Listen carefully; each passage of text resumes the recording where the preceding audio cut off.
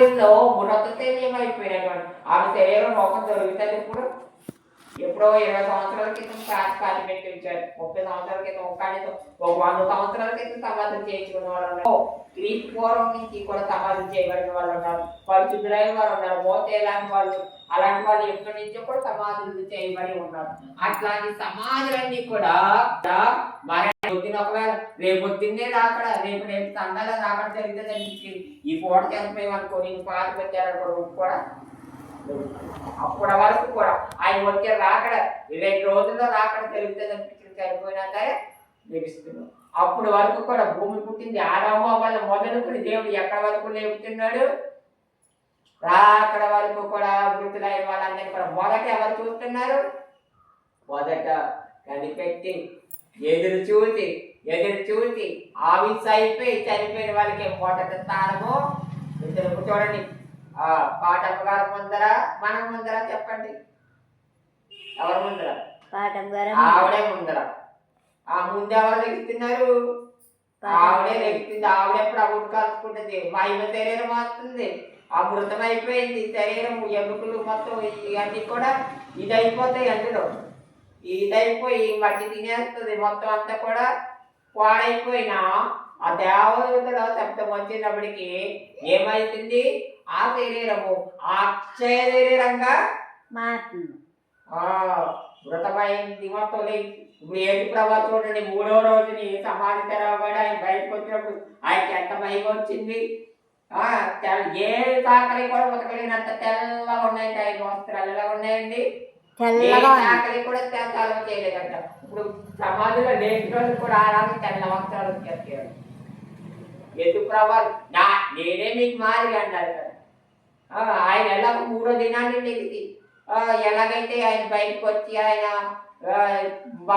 మార్తకు మరియకు ఇలాగే కనబడేది కదా, శిష్యులు కనబడేది కదా, అలాగే మన పితరులు కూడా మన దగ్గరికి రావచ్చు.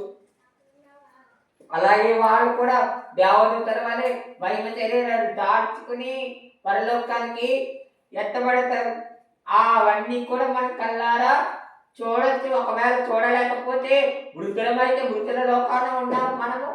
ఆ సమాజంలో చేయబడినటువంటి మనము లేకపోవడగలుగుతాం. కానీ మనకి కావాల్సింది ఏంటి తెలుసా? ఏం కావాలి? రాకడికి సిద్ధపాటు, మారు మనస్సు, నిరీక్షణ, పాపముల నుండి లోక మాలిన్యం అంటకుండా జీవించగలగాలి. నన్ను పోలి మీరు నడుచుకోండి. మనం ఎప్పుడైనా జ్ఞాపకం చేసుకుంటామా? ఈ దేహాన్ని మనం పాడు చేసుకుంటామే, ఈ మనసును పాడు చేసుకుంటామే. ఈ దేవుడు ఆలయంగా కాపాడుకోమన్నటువంటి ఈ దేవతో అసంఖ్యకరమైన పనులు చేస్తున్నామే. ఎంత ఇదిగా బ్రతుకుతున్నాము. నాలోనే దేవుడు ఉన్నట్లయితే నేను ఇలా బ్రతుకుతున్నాను ఎప్పుడైనా పరీక్షించుకున్నారా?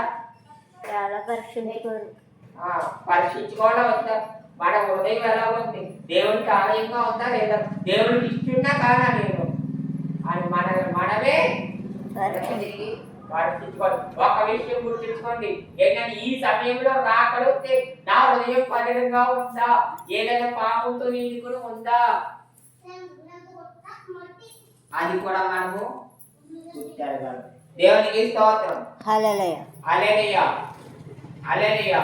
అయితే రాకడికి సిద్ధపాటు కలిగి ఉండాలి, ఓపిక కలిగి ఉండాలి, నిరీక్షణ కలిగి ఉండాలి. దేవునికి స్తోత్రం. హల్లెలూయా. విశ్వాసికి కావాల్సింది ఓపిక,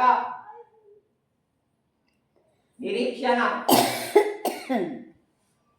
ఒక ముసలమ్మ చెప్తుంది సాక్ష్యం. ముసలమ్మ పాటలు పాడుతుంది, సెల్ఫోన్లో యూట్యూబ్లో వస్తుంది.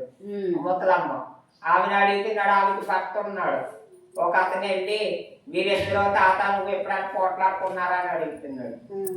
తాత నువ్వు ఎప్పుడైనా పోట్లాడుకున్నారా మాట్లాడాలని అడుగుతుంటే, పోట్లాడుకోలేదు, మేము కుక్కల్లాగా పోగోమని కోరితే మేమిద్దరం దెబ్బలాడుకుంటే మా సాక్షి ఏమైపోతే నేను విశ్వాసిని, నేను దేవుడు పెట్టని నా సాక్షి ఏమైపోతే నేను నా భర్త ఒకవేళ ఏమైనా అన్నా కానీ నన్ను కట్టుకున్నవాడు, నన్ను పోషించేవాడు, ఒక మాట అంటే పగన ఏంటి అని చెప్పి ఓపిక చేయడం కానీ నేను ఎదురు తిరగలేదు, ఎదురు మాట అవ్వలేదు. నేను తాత గొడవ పడినా కానీ నేను ఓపిక చేయలేదు, కానీ నేను ఎదురు మాట అవ్వలేదు అంటాను. మొత్తం అది అతి సాక్ష్యం అంటారు. ఒకటంటే రెండు అనేసి రెచ్చ కొట్టేసి కొడుకుని తిట్టేసి భర్తను తిట్టేసి పిల్లల్ని తిట్టేసి అందరిని తిట్టేసి తిట్టేస్తూ ఉంటాడు. కానీ ఆ ముసలం ఏమంటుంది, కోపం వచ్చినా సరే నేను నా సాక్షులు పాడైపోతే నేను విశ్వాసం కదని తిట్టకూడదని చెప్పేసి ఓపిక కలిగి ఉన్నాడు. ఒకవేళ తాత తిట్టాడు అనుకున్నాను, పోషించున్నాడుగా తింటే పడనేంటి అనుకున్నాను, అంతేగాని నేను ఎదురు తిరగలేదు అని. దేవునికి స్తోత్రం. హల్లెలూయా. అంటే దేవునికి స్తోత్రం. ఊరికెళ్ళాను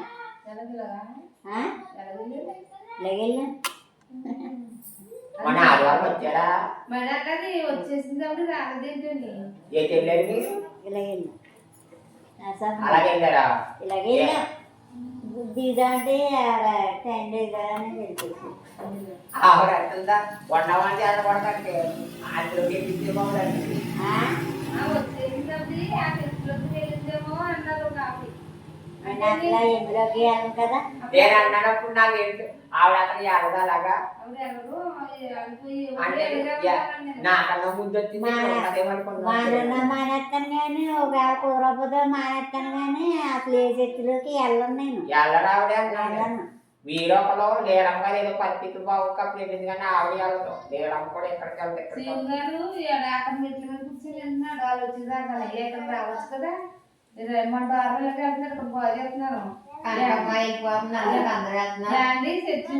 మొత్తానికి. అదే ముసలం చెప్పింది అన్నా చూసా, అలా వెళ్తే ఇంక విశ్వాసం పోగొట్టుకున్నట్టే. మరి విశ్వాసం పోగొట్టుకున్నట్టే ఇంక సాక్ష్యం చెప్పడానికి కూడా అర్హత ఉండదు. ఇప్పుడు ఏదో కారణం చెప్పిన ఏ ప్రయాణానికో ఎక్కడికో వెళ్ళినప్పుడు మానేస్తాం, సహజమే. ఒంట్లో బాగోపోయినా ఇంట్లో పని అవ్వకపోయినా రాదు. అయినా సాతాను కూడా ఎదరికి వెళ్ళనవ్వదు. సాతాను కూడా ఎదరికి వెళ్ళనవ్వదు. ఎంతో ఈవేళ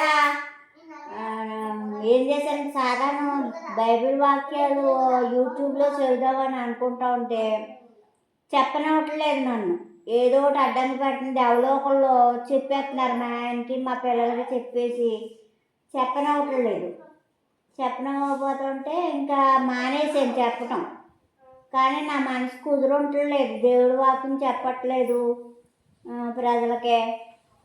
నేను చెప్తాను అనుకున్నాను కదా, నన్ను బతికించాడు కదా దేవుడు, చెప్పాలి దేవుడి విషయాలని. నా మనసు కుదురుండక అలా ఆలోచిస్తుంటే పొద్దున్న స్నానం కూడా చేయలేదు. ఏదైతే అయింది దేవుడి కోపంతో వచ్చిందనేసి బైబిల్ ముట్టుకొని కదా నేను స్నానం చేయండి. ఇవాళే బైబిల్ ముట్టుకొని కదా అసలు స్నానం చేయండి. ఈ సాతాను ఇలాగైపోయింది, అదంతా అనవసరం అనేది అనుకున్నాను.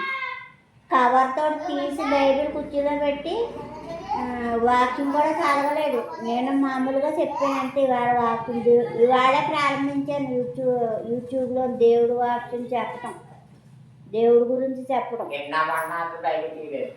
నేను తీయలేదు, చెప్తున్నాను కదా.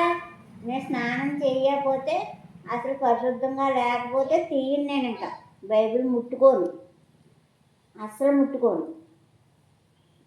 పరిశుద్ధంగా ఉన్నానంటే కనుక అప్పుడు చదువుతాను. మిమ్మల్ని దేవుడు నడిపించడానికి ఇక్కడ తీసుకురావడానికి ప్రేరేపించడానికి మీకు అసలు ఆ విధంగా జరగడానికి కారణం చెప్తాను.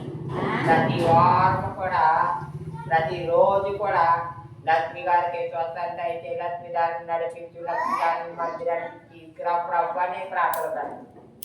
ఇప్పుడు అదే చెప్పాను, నేను మానేస్తున్నాను. ఆదివారం వెళ్ళాలి, ఆదివారం గుడికి వెళ్ళటం మానకండి, ఆదివారం అపహరించకండి అని. నేను లక్ష్యం ఉన్న వాళ్ళ కోసం సావుకుడని వాడు సరైన సావుకుడు ఎవరంటే కొంతమంది దశ బాగాలేదు వాళ్ళకి డబ్బులేదు వాళ్ళకి ప్రార్థన చేస్తారు కానీ మిగిలిన వాళ్ళు చేయరు. నేను అట్లాంటి మంచి కాదు. ఎవరైతే తప్పిపోతున్నారో, ఎవరైతే నిర్లక్ష్యకుంటున్నారో, ఎవరైతే బతకకుంటున్నారో వాళ్ళ కోసం ప్రార్థన చేయాలి. మీరు రాలేదనుకోండి 2 వారాలు మరి ఎలాగుంటా తెలుసా, ఎలాగుంటా తెలుసా? మీ ఇంట్లో మీ అమ్మాయి ఒక్కనే రాకపోతే మీకు ఎలా ఉంటుంది? అలా ఉంటుంది మాకు. వేస్టేజ్లో సిల్వర్ డైరెక్టర్ అయ్యాడు. మరి 1200 ఎంత టీం పెరిగారు మా అబ్బాయికి. మరి అలాంటి దేవుని దయచేస్తున్నప్పుడు దేవుడిని ఎంత కృతజ్ఞతలు చెప్పాలి మరి దేవుడికి. ఇవాడు ఏంటండి ఆదివారం ఆరాధనలు చూపించకపోతే ఆ వారం అంతా సైతం తొక్కేస్తుంది. సైతాను దానికి విషయం మనం జయించలేదు దాన్ని జయించలేము. మనం తండ్రికే రావలేకపోతే దాన్ని జయించగలుగుతాం. జయించలేము. అదే శారీరకంగా బలహీనతలు జయించాలి, అది పెట్టి కుంపట్లు భరించాలి, ఇవన్నీ జయించుకుని మందిరానికి రావాలి. సైతం ఏం చేస్తుంది, ఏదో ఒక ఆటంకం తీసుకొచ్చి మానిపించేలా చూస్తుంది. నువ్వు ఏదో ఒక ఆటంకాన్ని తప్పించుకుని మందిరానికి రావడానికి ప్రయాసపడాలి, అప్పుడు నువ్వు జయించగలుగుతావు. అంతేగాని ఏదో ఒక ఆటంకం వచ్చి అడిగి ఆ సమస్య ఉన్నది అని చెప్పేసి అలాగే చచ్చిపోయిపోయావనుకో, అది ఎక్కడ నెట్టెక్కి ఆడిచేది. వాళ్ళు చూడండి, ఈ ఊరు కాదు వాళ్ళది, పొలి మీద దాటి వస్తున్నారు, పంటకాలం దాటి వస్తుంది, లంకలో నుంచి వస్తుంది. ఒక కూర కూడా మాంతం వాన అయినా సరే ముసుకేసుకుని వచ్చేస్తుంది, గొలిగేసుకుని వచ్చేస్తుంది. ఎందుకు వస్తుంది, ఒక వారం రాకపోతే ఆ వారం అంతా వాళ్ళకి తెప్పలు తెలుసు కాబట్టి మాంతం. ఎంత కష్టపడుతున్నా, ఏ ఊరు వెళ్ళాల్సి వచ్చినా, ఏ వాటికి వెళ్తే ఒక అడుగు ముందాన్ని వచ్చే చేసుకుని వెళ్తారు కానీ మా అన్న అంటారు. ఆరాధన అయ్యాకే నా పనులు అంటారు. అతి విశ్వాసం మీరు ఆవులాగే రక్తం పొందిన వాళ్ళే, ఆవిడ సాకు చెప్పగలిగిన వాళ్ళే, ఆవులాంటి వాళ్ళే. కానీ అతి మనసు మీకు కూడా ఉండాలి. ఎందుకని ఆవిడ వృద్ధాప్యం వచ్చినా నడలేకపోయినా ఏదో రకం వచ్చి అలా కూకుంటుందో మీరు కూడా అలా రావాలి, చెయ్యాలి. మీకు చెప్పాలంటే మీ దగ్గర ఉన్న శక్తి ఆమె దగ్గర లేదు. ఆమె వాళ్ళ ఇంట్లో చెప్పాలంటే ఆమె 2 అడుగులు నడవలేదు. నీకున్న ఒప్పు కూడా ఆడుతుంది, నీకున్న చోట ఆడుతూ ఉంటుంది, నీకున్న బలహీనత కూడా ఆడుతుంది. కానీ విశ్వాసం ఉండాలి, రావాలని నమ్మకం ఉండాలి. దేవునికి స్తోత్రం, హల్లెలూయా. అయితే మీరు దేవుని శక్తిని గ్రహించుకోలేదు. శక్తిని గ్రహించుకుంటే అసలు మందిరానికి రావడం మానడం, అది తెలియట్లేదు మీకు. చూసాను నేను, ఆయన అలా తీసుకెళ్ళారు, లేకపోతే వచ్చేసిద్దాన్నే వస్తానని చెప్పాను కదా. దేవుడి పట్ల నేను అబద్ధం అన్నా, నువ్వు వస్తానని చెప్పాను కదా, వస్తాను ఇది లేదు అన్నానా లేదా ఫోన్లోనే. మొన్న అన్నారు, మీరు ఏమన్నారు, నా దగ్గర తొమ్మిది లేవు, పండుగలు వస్తున్నాయి, ఎలా అర్థమవట్లేదు అన్నారు. రాత్రిలో పెట్టుకోవాలి, ఇటుక వస్తే సైట్ అనేది ఏం చేస్తుంది తెలుసా, ఒక పండగ కూడా చేయకుండా ఈ పండుగ ఎలా చేయగలను ప్రభు అనుకుంటున్నాను, ప్రార్థనలో పెడుతున్నాను. అది మందిరానికి వచ్చి అందరికీ దయచేసి తండ్రి అని అనుకుంటున్నాను. సైతానికి బాగా ఎక్కువ అయిపోతున్నారు మీరు. సైతాన్ని జయించాలి. లేకపోయినా ఇంకా ఆపను, దేవుడు భోజనాలంటే నేను ఆపను, పెడతాను. ఆయన అంటున్నారు, ఫోన్ చేసినప్పుడు ఆయన గారు మీ ఫోన్ కలవట్లేదని ఆయన చేస్తాను. ఆవిడ ఎక్కడ వస్తుందో చెప్పి కాదు అలా ఫోన్లో మాట్లాడుతూ కూర్చుంటుంది. నాకు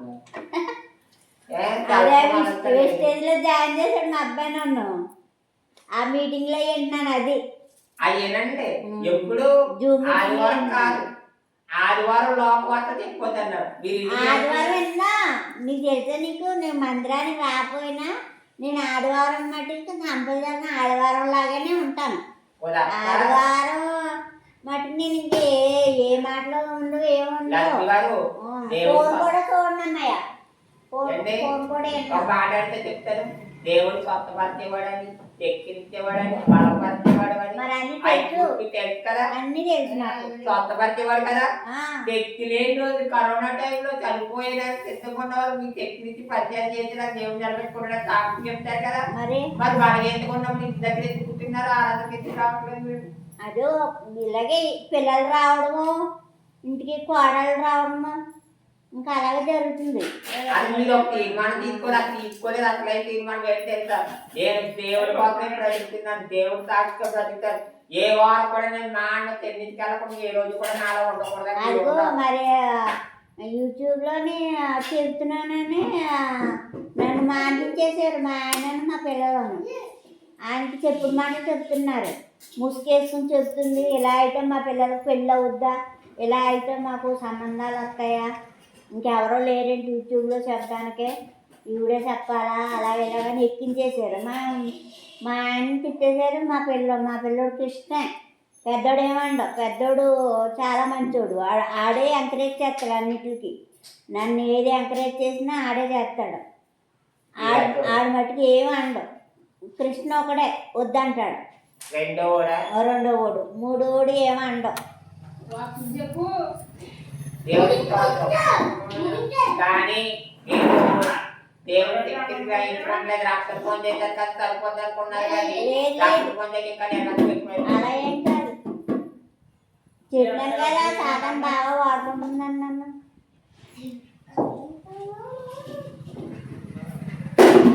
దేవుడు ప్రాణాన్ని నిలబెట్టాడంటే, దేవుడు బ్రతికించాడంటే సాక్షిగా నిలబడాలి. నేను చెప్తానండి ఈ సాక్ష్యాలు నాకు తెలిసిపోతుంది. ఎవరికైనా ఆపద వచ్చిందంటే ఎవరైనా చనిపోతారని నాకు తెలిసిపోతుంది. మా పెద్దమామి కోసం ఎన్నో ప్రార్థన చేస్తాం. అలాగే ముందే చెప్తాడు, అమ్మ ఆయన తండ్రికి వెళ్ళిపోతాడు ఉండడు, ఆయన ఉండడని చెప్పేది. మా అలాగే గబ్బరాయి కూడా మా బాధపడింది. నీకు తెలుసండి పెద్ద పెద్ద గొప్ప సాగు లేనటువంటి వరం ఉంది నా దగ్గర. వరం ఉంది. ఏ వరమో తెలుసా? ఎవరైనా చనిపోతారని నాకు వాటిలో తెలిసిందనుకోండి, వాళ్ళు 3 సార్లు చేస్తారు, 3 సార్లు చేస్తారు. తండ్రి నామాన్ని, కుమారు నామాన్ని, పరిశుద్ధ నామాన్ని. మీరే ఉన్నారు, కరోనా టైంలో హాస్పిటల్లో ఉన్నారు. మీ కొరకు ఎన్నో ప్రార్థన చేసి ఇవ్వండి. చేసి ఆమె తండ్రిలో ఎంతో సాక్షిగా ఉంది. ఈ మందిరంలో వెలిగించింది, కరెంట్ వేయించింది, వంటగది నిర్మించింది. తండ్రిలో ఎవరైనా కొంత తలగా ఉంది, కొంత ఎవరైనా కొంచెం ఆ తండ్రిలో సహకారంగా ఉన్నారంటే అది లక్ష్మీగారని చెప్పుకుంటాం. మరి ఆమె ఇంత బలహీనరాలు అయిపోయి ఈ స్థితిలో ఉంది. ఏంటి ప్రభా ఆమె విషయంలో నీ చిత్తం ఏంటి? సంవత్సరం నీ తండ్రిలో ఘనంగా పండుగ కూడా జరుపుకుంటుంది. ఏంటి ప్రభా ఈ పరిస్థితి ఏంటి? ఇవి బ్రతికిస్తావా లేదా? చాలా సార్లు వాక్యంలో చెప్పావు, బ్రతికితారని చనిపోతారని చనిపోయారు. మరి ఇవి బ్రతికిస్తావా చనిపోతుందా? బ్రతికితుందా లేదా? ఇవి జీవిస్తుందా లేదా? ఇవి జీవం ఉందా లేదా అని చెప్పేసి పరీక్షించి వాక్యం తీస్తే దేవం మాటలు 3 సార్లు కూడా దేవం గురించి మంచిగా వచ్చింది. మరణం అన్న మాట ఎక్కడ తరగలేదు. 3 అధ్యాయాలు చదివాడు, 3 అధ్యాయాలు కూడా ఎక్కడ మరణం అన్న మాట తరగలేదు. నేను మా పెద్దమావి గురించి చదివాడు, బాత్రూంలోనే చచ్చిపోతును. బాత్రూంలోనే దగ్గు ఎక్కువైపోయి ఊపిరాడలేదు. ఊపిరాడకపోతే అయ్యి బాబు ఇందులో ఉంటే ఇంకా చచ్చిపోతాననేసి అది గవ్వకు నెమ్మడంగా నాకు వచ్చేసి అప్పుడు ఆక్సిజన్ పెట్టుకున్నాను. నేను ముక్కుకి ఆక్సిజన్ పెట్టుకున్నా కొంచెం ఏదో చెప్పలేను అనమాట. అప్పుడు ఆ క్షణమే చచ్చిపోతును.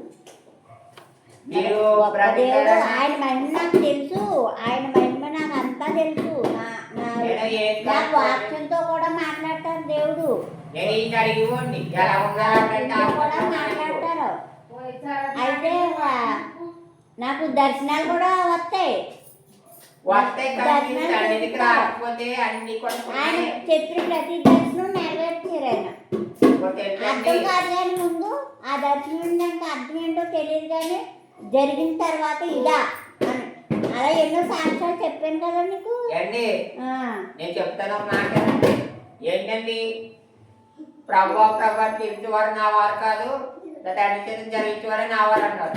అనేక ఏం చేస్తున్నారు? తలుపు దగ్గరికి వచ్చి ప్రభా నీ నామాన్ని ప్రవర్తించలేదా, నీ నామాన్ని దర్శనాలు చూడలేదా, నీ నామాన్ని బోధించలేదా అని అడుగుతుంటే అక్రమం చేయడం వల్ల నేను మిమ్మల్ని ఎరగను, నా దగ్గర తొలగిపోండి అంటున్నాడు. ఇంకోటి ఏంటండి, దర్శనాలు చూడటము, ఇవన్నీ చూడటము, ఇవన్నీ కూడా రాకడికి సిద్ధపరచడం మనల్ని. అది మనకి కలిగి ఉండాల్సింది ఏంటి? రాకడికి సిద్ధపడి కావాలి. ఈ క్షణము ఆయన వస్తే మనం ఎత్తబడాలి. ఒకవేళ మన ఆయన తీరిపోయి మనం చనిపోతే సమాధిలో మనం వృత్తులు వేయించి మనం ఆయన కలుసుకోవాలి. ఏ విధంగానైనా సరే ఆయన కలవాలి. తీసేయడము అర్థమవుతుంది. బ్రతికున్నా కలవాలండి, చనిపోయిన ఆయన కలవాలి. మనసు కలిగి నిరీక్షణ కలిగి ఉండాలి. రాకడ సిద్ధపడాలని ఇంటికాడ కూర్చొని మనం సిద్ధపడలేము. అర్థమవుతుందండి. సన్నిధిలో సాక్షిగా నిలబడితేనే, సన్నిధిలో బలపడితేనే. ఇవి చూడండి, మీరు ఏ స్థితిలో ఉన్నారంటే అట్టి మొక్క స్థితిలో ఉన్నారు. మనం చెప్పుకోండి, బొబ్బరి మొక్క అట్టి మొక్క రెండింటి తేడా చెప్పుకోండి. మీరు వచ్చారా కాలా? కాలేదు. ఎన్నో విషయాలు ఎక్కడ ఉండాలి? ఎన్ని గాలి వాళ్ళు వచ్చినా బొబ్బరి మొక్క నిలబడుతుంది, అట్టి మొక్క నిలబడుతుందా? నిలబడదు. మన ఈ చోట్ల ఉండాలి, కొబ్బరి మొక్కలాగా ఉండాలి, అట్టి మొక్కలాగా ఉండకూడదు. తల్లికి రానోళ్ళు, ఆడకి రానోళ్ళు, ఈ చోత్రం చెప్పుకోవాలి, వీళ్ళందరూ ఎలా ఉన్నారు? అట్టి మొక్కలాగా ఉన్నారు. ఈ కొబ్బరి మొక్కలా మార్చబడాలంటే మీరేం చేయాలి? పొద్దుకునే లక్షణాన్ని నిలబెట్టుకోవాలి, మారు మనసు పొందాలి. మీకు మారు మనసు రాలేదు ఇంకా, అర్థమవుతుందండి? మారు మనసు వస్తే ఇంటి దగ్గర కూర్చోరు, అది మీ మనసు అసలు ఒప్పుకోదు. చెప్పిన నా గురించి చెప్పిన చూడండి, చెట్టుకి రాకుండా ఉండదు.